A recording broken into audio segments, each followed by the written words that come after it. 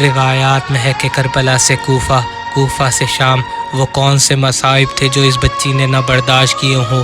وہ بچی جس کو باپ کی لاش سے لپٹنے کی سزا میں تماچے مارے گئے، جس کے کان سے بالیاں نوچی گئیں، جس کے سر پر چادر تک نہ رہنے دی، جسے بھوکا پیاسا رکھا گیا، جو اپنے بابا کے بعد خاک پر سوئی، جس کے گلے میں رسی باندھی گئی، جس نے کربلا سے کوفہ، کوفہ سے شام پنجوں کے بل سفر کیا۔ بس جب وہ بچی شام کے اندھیرے قید خانے میں آئی، کوئی ایسی گھڑی نہ تھی کہ وہ بچی اپنے بابا کو یاد کر کے نہ روئی ہو۔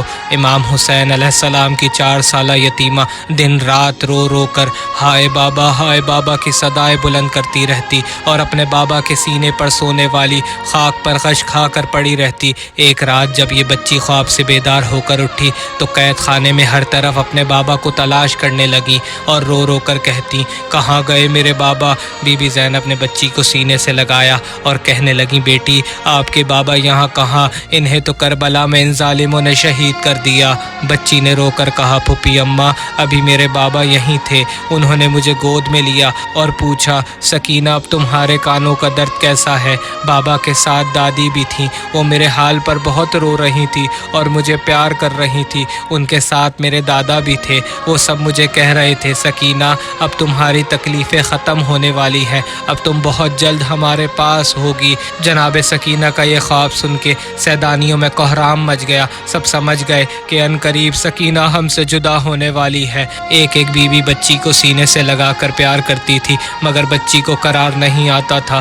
جناب سکینہ بار بار جناب زینب سے کہتی، پھوپھی اماں میرے بابا کو بلائیں، مجھے اب اس قید خانے میں نہیں رہنا، مجھے اپنے بابا کے پاس جانا ہے۔ بس ایک وقت وہ بھی آیا کہ یہ بچی رو رو کر بین کرتے کرتے زندان شام میں ہمیشہ کے لیے سو گئی۔ اس کے بعد سیدانیوں نے اس قدر دردناک بین کیے کہ زمین و آسمان ہل کر رہ گیا۔